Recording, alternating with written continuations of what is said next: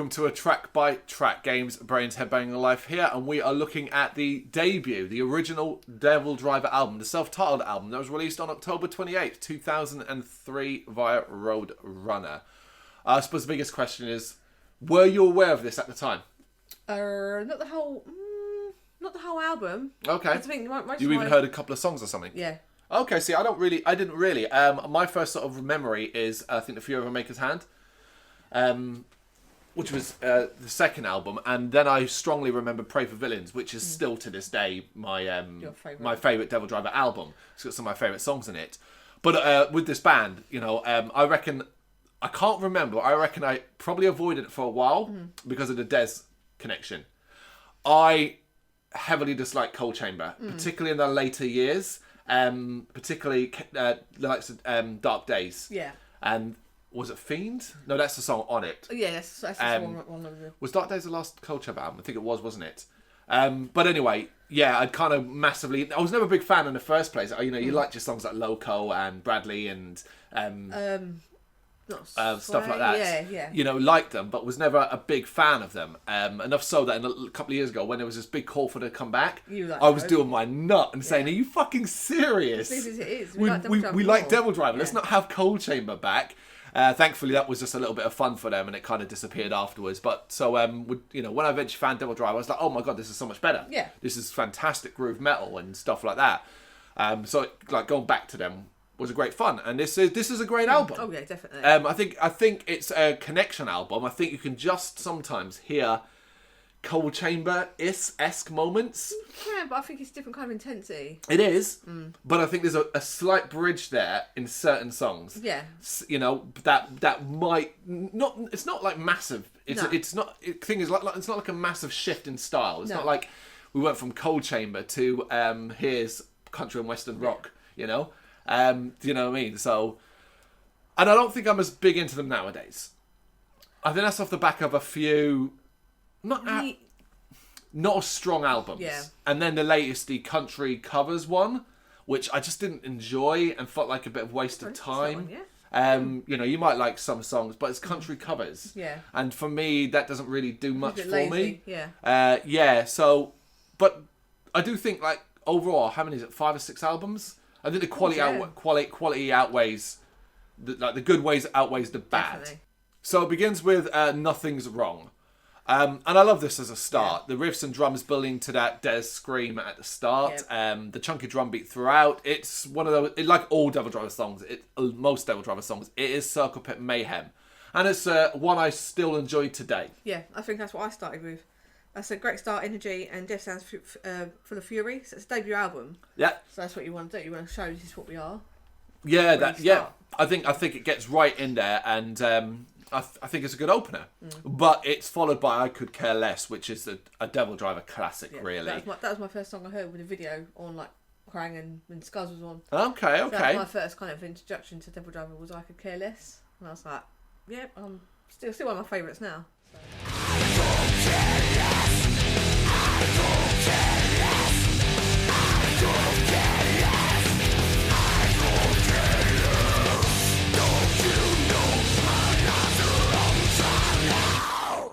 I think so too, and like it ties into what I was saying at the start. For a guy who only kind of knew Des, Fire Out and Cold Chamber, this is where I kind of sort of realised, okay, there's a lot more to him here.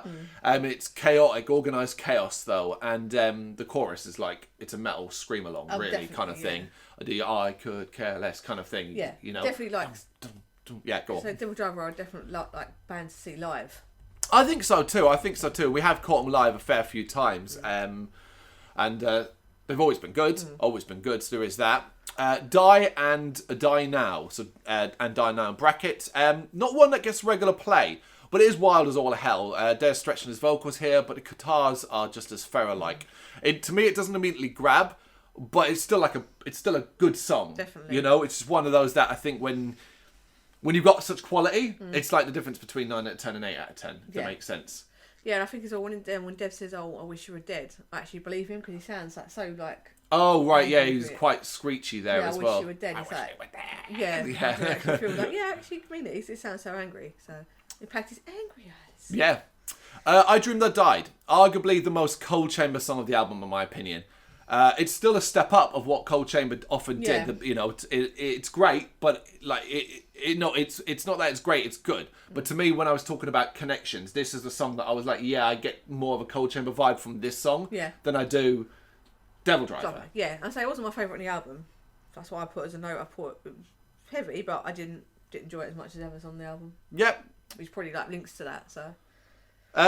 Cry for Me Sky, Eulogy of the Scorn. This is a miss for me. The guitar rhythm has this kind of industrial sound that just doesn't really work for me. I really like it. Okay. Yeah, I really like it. Really?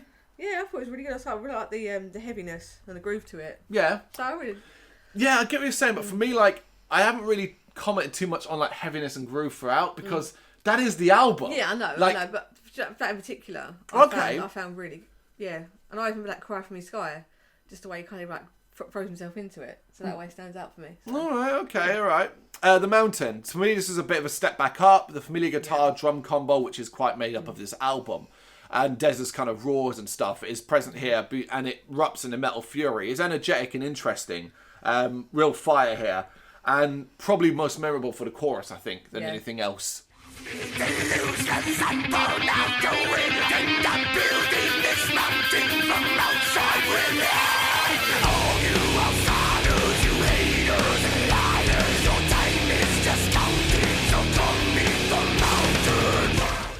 So I always like I say, seeing them live is like a big experience. Yep. And I always think of like you and Brendan going into the pits. I'll lose you for a little while. Yep. You both have bumping into each other, which I always feel is quite funny when you come back like half dead. Going, I bumped into you a few times. Yeah. There's just always good memories of like Devildriver, and that's what they are. That's their thing. Like they always get your blood pumping and pits going. Yeah. That with the Mountain. Knee Deep. This is the first in a strong run to the finish for me. Like from this point onwards, I don't think there's a drop in quality. So you get like, you get Knee Deep, the mid-tempo shift, like, so it's not high tempo, it's kind of more mid. Yeah. For me, keeps things feeling a little varied, which is no easy task in an album that is supposed to be constantly high tempo groove metal. Yeah. So this is kind of a nice little touch to have a mid-tempo shift, really. Yeah. Anything to add there? I put it on par with I Dreamed I Died. I didn't enjoy it as much. Okay, alright. Just didn't do as much for me, so, but yeah.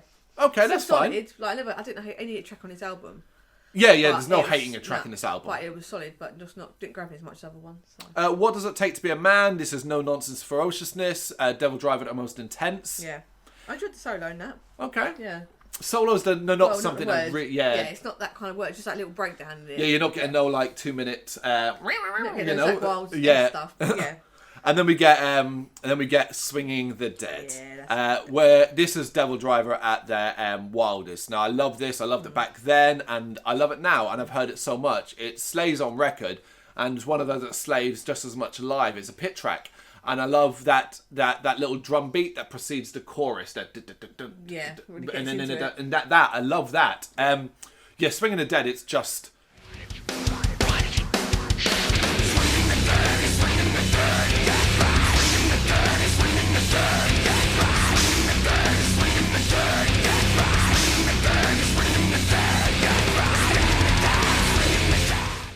It's just brilliant. Yeah. Lyrics. Swinging the dead, death, right? I mean, but it's just so fucking catchy, and it is a beast of a track. Yeah. I love this song. Yeah, so that was up there, one of my favourites on there. I'd say it's one of my all-time favourite Devildriver songs. It's up there. It's not my. I know my favourite. I didn't say favourite. Oh no, up there. Up there. I said one of mine. Yeah. One of mine. If you're doing a top 10 Devildriver songs, "Swinging the Dead" is going to be in that. Yeah. Revelation Machine. For me, it's good. The drums are really the kind of stand-up thing on this one. Yeah, I thought super heavy, but again, nothing. I didn't grab me. I really enjoyed it, but it's not as grabby as other ones for me. Yeah, I mean, fine. And then we get Meet the Wretched, which is one of my all-time favourite Devildriver songs. I love how much Des puts in the screaming the word wretched. Yeah. It's a wicked penultimate track. Yeah. I can't listen to it without thinking of like dust being kicked up when they did like the world record attempts. Download, wasn't it? Yeah. Yeah, they always. I just all chaos breaking loose because obviously security guys probably thinking, oh my god. But yeah, it's just like get all these pits going and so that's like I've got memories of that one.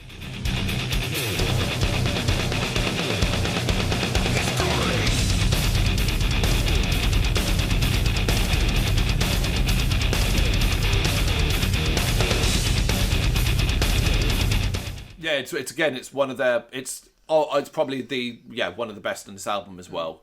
And then we get Devil's Son, the final track. Now I probably could have done without this one simply because I find it neither good nor bad. I find it just middling. And it just exists as a finale of less than 3 minutes, but it's I enjoy it for a weird reason. And it took me a moment to put it back when I was listening to it, and it was kind of like, wait, why does this sound so familiar? I mean, other than the fact that I've heard it before, why does this sound so familiar?